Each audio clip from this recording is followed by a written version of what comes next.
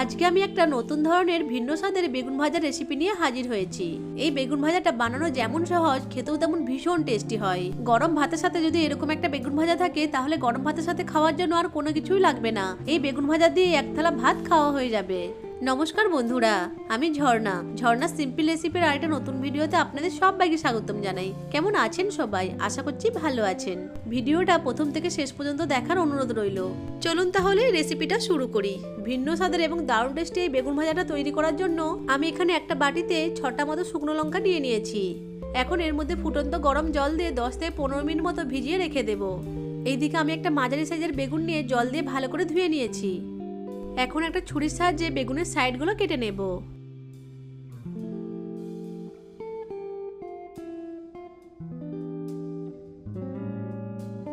আমি এই স্পেশাল বেগুন ভাজার জন্য ওই বেগুনের এই মাঝখানটা ব্যবহার করব।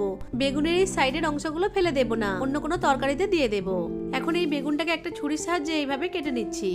বেগুনটাকে প্রথমে একটু তির্যকভাবে কেটে নিয়ে তারপর ক্রস করে করে কেটে নেব। বেগুনটাকে কিভাবে কাটছি আশা করছি দেখে বুঝতে পারছেন।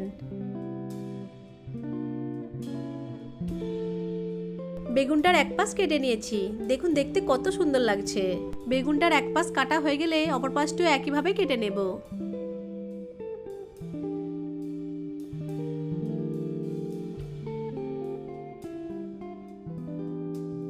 বেগুনের দুই পাশে একইভাবে কেটে নিয়েছি।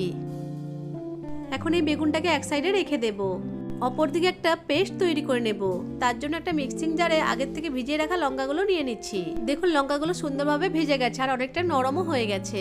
এখন এর মধ্যে দিয়ে দিচ্ছি বেশ কিছুটা রসুন। এখানে আমি 18-19 কোয়া মতো রসুন নিয়েছি। দিয়ে দিচ্ছি 1 টেবিল চামচ মতো সরষের তেল। আর দিয়ে দিচ্ছি হাফ চামচ মতো লবণ।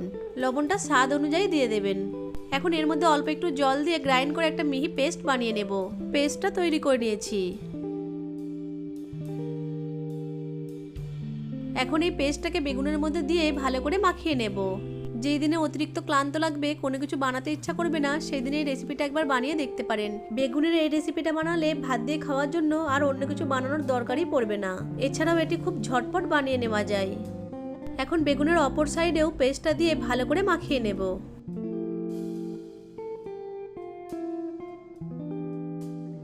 তৈরি করে নেওয়া পেস্টটা দিয়ে বেগুনের দুই সাইডই খুব ভালো করে মাখিয়ে নিয়েছি। এবার এই বেগুনটাকে ভেজে নেব।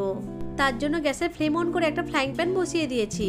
এখন ফ্রাইং প্যানের মধ্যে অল্প একটু সরষের তেল দিয়ে তেলটাকে ভালো করে গরম করে নেব। তেল গরম হয়ে গেলে একটা স্প্যাচুলা দিয়ে তেলটাকে ছড়িয়ে নেব। এবার ওই মশলা মাখানো বেগুনটাকে গরম তেলের মধ্যে দিয়ে দেব। উপর থেকে কিছুটা ধনেপাতা কুচি ছড়িয়ে দিচ্ছি। এবারে বেগুনটাকে একটু সময় নিয়ে একদম লো ফ্লেমে ভেজে নিতে হবে। এক পাশ হালকা একটু ভাজা হয়ে গেলে উল্টিয়ে অপর পাশটিও ভেজে নেব। এখন এর উপর থেকে কিছু ধনেপাতা কুচি ছড়িয়ে দিচ্ছি। এবার বেগুনটাকে উল্টে পাল্টে ভালো করে ভেজে নিতে হবে। একদম লো ফ্লেমে উল্টে পাল্টে বেগুনটাকে ভালো করে ভেজে নিয়েছি। আর দেখুন দেখতে কতটা লোভনীয় হয়েছে। এখন বেগুনটাকে প্যান থেকে উঠিয়ে নিয়ে একটা প্লেটে সার্ভ করে দিয়েছি। গার্নিশের জন্য উপর থেকে কিছু ধনেপাতা কুচি ছড়িয়ে দিয়েছি। এই রসুন বেগুন ভাজাটা দেখতে যতটা লোভনীয় হয়, খেতে তেমন ভীষণই টেস্টি হয়। গরম ভাতের সাথে একদম জমে যাবে। বাড়িতে একবার হলেও এভাবে বেগুন ভাজাটা বানিয়ে দেখবেন আর আমাকে কমেন্ট করে জানাবেন কেমন লাগলো আপনাদের রেসিপিটা। ভিডিওটা ভালো লাগলে লাইক কমেন্ট শেয়ার করতে ভুলবেন না যেন। ভিডিওটা ইউটিউব থেকে দেখে থাকলে চ্যানেলটিকে সাবস্ক্রাইব করে পাশে থাকা বেল আইকনটিকে অন করে রাখবেন। আর ফেসবুক থেকে দেখে থাকলে পেজটিকে ফলো করে দিয়ে পাশেই থাকবেন। ভিডিওটা প্রথম থেকে শেষ পর্যন্ত দেখার জন্য আপনাদেরকে অসংখ্য ধন্যবাদ।